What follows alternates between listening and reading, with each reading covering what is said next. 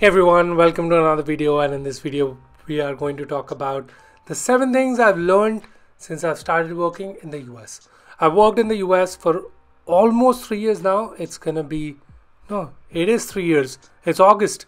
Yeah, I've worked in the US for 3 years now. I've worked in 2 companies. I've interacted with a lot of professionals. I've interacted with a lot of people working in different other companies as well. Here are my 7 observations which I feel like are super important for you to know to understand the US corporate industry. US corporate has a bad name, I would say, of hiring and firing culture and overworking. I feel like that's not true. That's not true at all. And these are my observations and my observations. If you have counterpoints to it, please feel free to let me know. I'm always open for criticism and always open for like some others' opinion as well. So US corporate, again, it's been marked bad as they make you overwork. Of course, comparing to Europe, you will work more in the US. US salaries are more than Europe as well, right? And US also gives you 3 weeks of vacation. That's 15 days of vacations, which is less because you get 10 days of national holiday and 15 days of just holiday on general. Plus you accrue those holidays, so you don't get it all at once. It varies company to company. Tech companies have more leeway, tech companies have more benefits, but here are the 7 things which I observed working in the US for 3 years. Number 1 is punctuality. I cannot emphasize how punctual everyone is.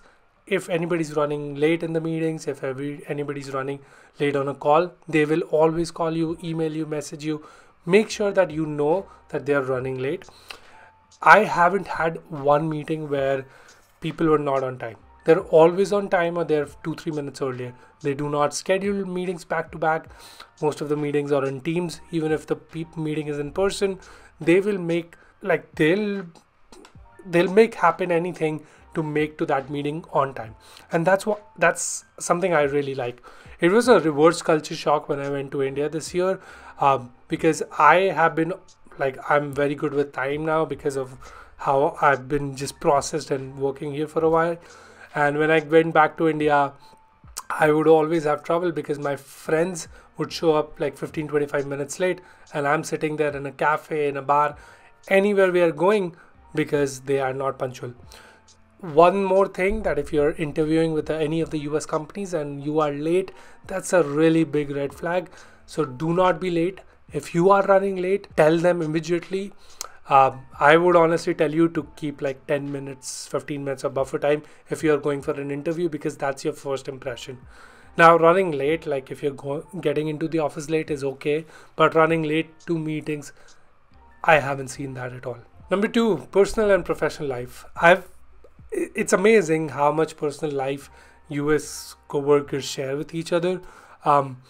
It feels so. I've lived in Sweden for a while. I was like doing an exchange semester there.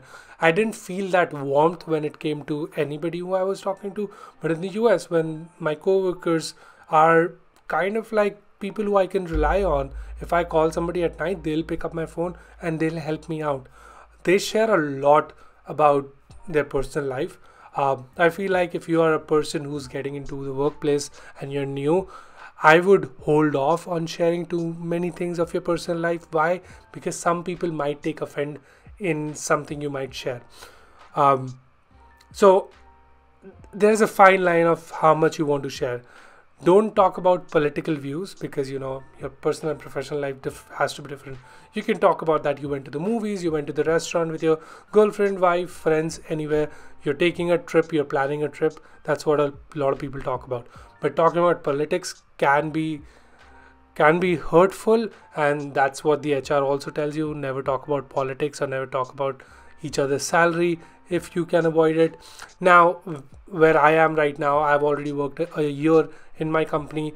I have some great co-workers. I've become friends, went to dinner with them, and it's kind of awesome. They share their sometimes salary, or they can share tips like, hey, you can do this to better yourself, or you can do this to make it easier for you in long term. One problem I've seen in Indian people especially, and this could be controversial, that Indian people share a lot about India. I get it, all of our experiences have been in India, but I feel like you should share more about what you're doing and what you're learning here as compared to what you have done in India. Of course, if it's relevant, and if it's relevant in a conversation, they will be able to relate much better to an American conversation than an Indian conversation.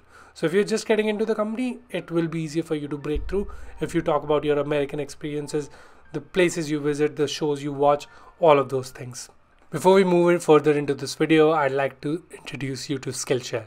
Skillshare is an online learning community with thousands of classes, thousands of inspiring classes for anyone who wants to upskill, who likes to explore their creativity, and who's looking for some more personal growth. When I started my YouTube channel, I was doing everything by myself, and I learned Final Cut Pro by myself. But then I watched a video of Ali Abdul. He was teaching really basic things, but then I realized that I was doing so many things wrong.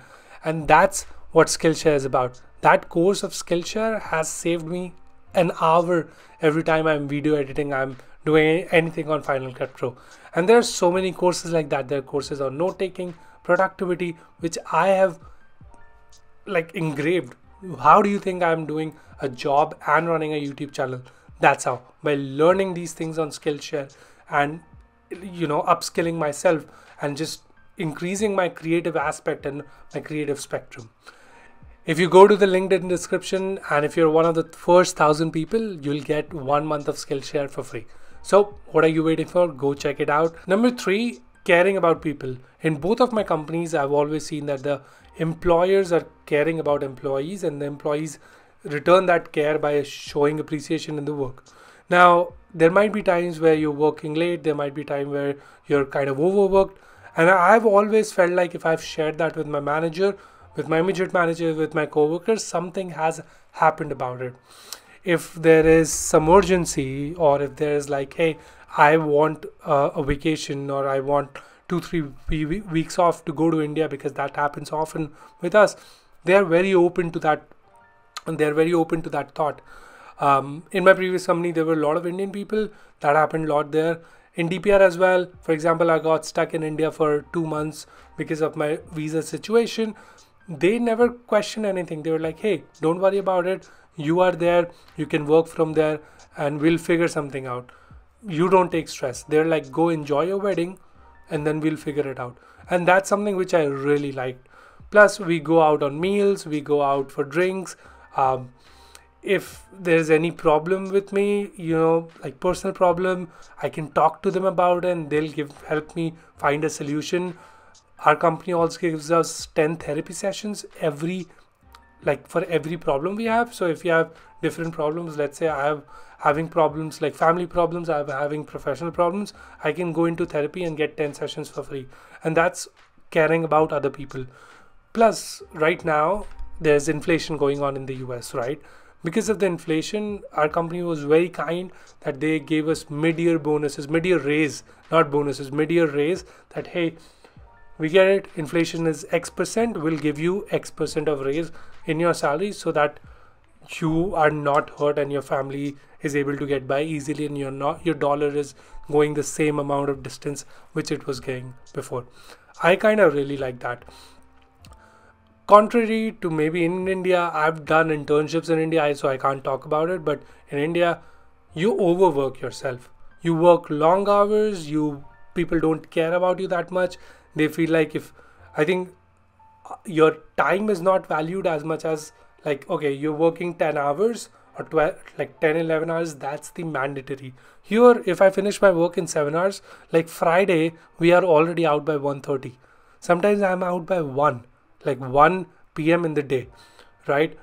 During the week as well, if something comes up like doctor's appointment, I can go off work, I can work from home. That kind of flexibility is caring about people. Number 4, office politics. I went for lunch with a couple of my friends from my previous company, and my sister was also there. And as soon as we left that lunch, my sister, the first thing she said was like, how much gossip do you do about your office? I would warn you on one thing about office politics is that do not indulge yourself in these conversations with people you do not trust. It can really come and backfire on you. We really don't want, if you're starting your career, don't take part in office politics unless you trust that person 100%. Why? because maybe tomorrow you'll have to work with that person, and these two people are better friends than you know. Because for the first 2, 3, 4, 6 months, you're kind of an observer. So you getting involved in office politics is not the most ideal thing for sure. Part two, office politics. I think it was like sometime this year or late last year. I went for lunch with my with my friends from my previous company, and my sister was also there. And the first thing my sister told me that as soon as we left was like, how much gossip do you guys do? So office politics is the same as it might be in India. Office gossip is the same as it might be in India. Now, who you do these conversations with is really important. As a new person, I would really warn you that you shouldn't be indulging in these kind of conversations with somebody who you do not trust. Why? Because that person and the person who you are conversing about, they might be friends and you just don't know yet. So you cannot badmouth that person, or you cannot gossip about this person. Of course, there's a time when you have crossed that line, and at that time you can indulge in office gossip, and that's completely fine. Number 5, quality precedes everything else. I cannot emphasize more quality is so valuable in the US. It's insane. The kind of work you're doing, the kind of work we are doing, the things we are building, it's very high quality. You're providing something to the client, it has to be the best there is, and the quality of work which you do. Like, I was cutting corners in the initial phase of my life, on my corporate life, I wouldn't lie, but after then, or within 2, 3, 4 months, I realized that quality precedes everything else. I need to do quality work. I need to show that I care. If somebody's asking me information on X, I'm gonna attach some material on X so that helps them make their life easier as somebody who's just starting. Like for me, my time is less valuable than my manager's time. I'm gonna help him as much as I can and give that quality work to him. And the quality game is for everything, right? It goes for your phone calls, it goes for note taking, for an email.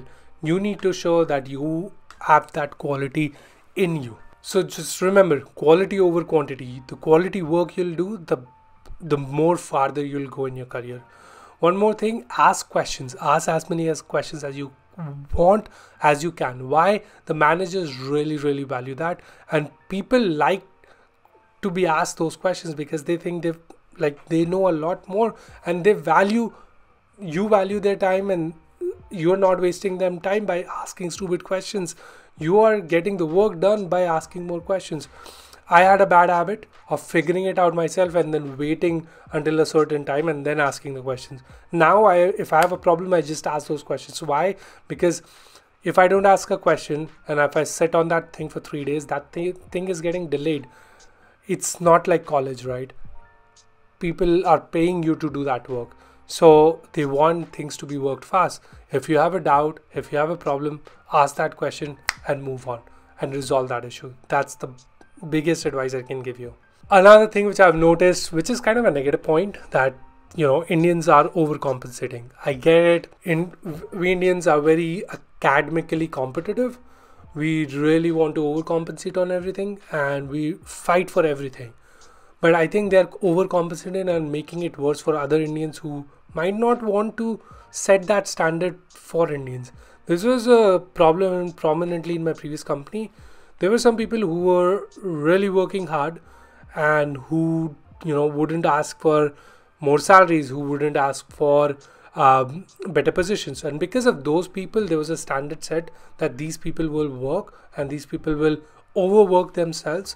And now I am a person which I really value my personal time. I really value my family time, my personal time where I help out students, and that created a problem because I was not working late, I was not working until late, and I was not overcompensating myself, but I still wanted that salary because that's what I deserved. That's what the American folks were getting.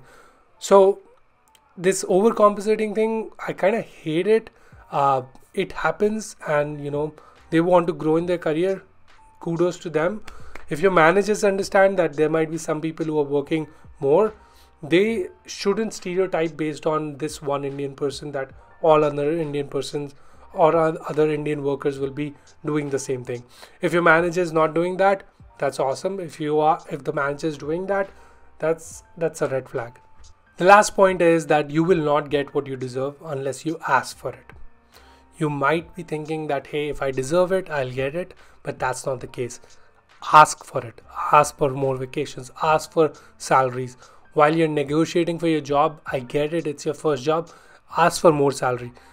My first job, the one thing which I regret is I didn't switch earlier. Why? Because I realized my raise was less as compared to what I was making and what H1B took away from my salary. And this could be a general thing that, hey, if I work hard, if I show my work, they'll give me salary, they'll give me compensation. No, you have to ask and you have to raise your voice. And this is like very late in the video, so I can talk all about it. What happened was, in my first company, I was making less money, and then when I got a yearly raise, I was still not making enough to compensate when I got my H1B, to compensate for that that tax loss. Now I asked my manager that, hey, I'm making less money, this is not ideal for me, what should I be doing? You should be paying me more. My raises did not meet my expectations. This is not fair to me. I kept asking, but they did not give me an answer. So what I did was I started looking for a better option. I started looking for a newer job. When I started looking for a new job, the company first of all offered me 20K over what I was making there already. Plus the bonus was 10% as compared to 3% in the previous company, which is great.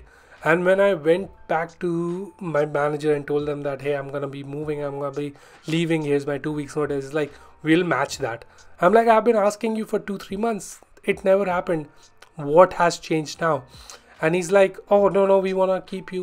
We can do whatever to keep you and all of that bullshit. And I'm like, nope, I'm moving. And that was the best decision I make. And this is one of the facts as well, that people who do not make switch every 2 years make 50% less than for example, if you have worked 4 years in a certain company, you will be making 50% less than somebody who has switched every 2 years and made more in different companies. That's literally it. If your company is not paying for it, ask for it, and if they are still not, make a switch.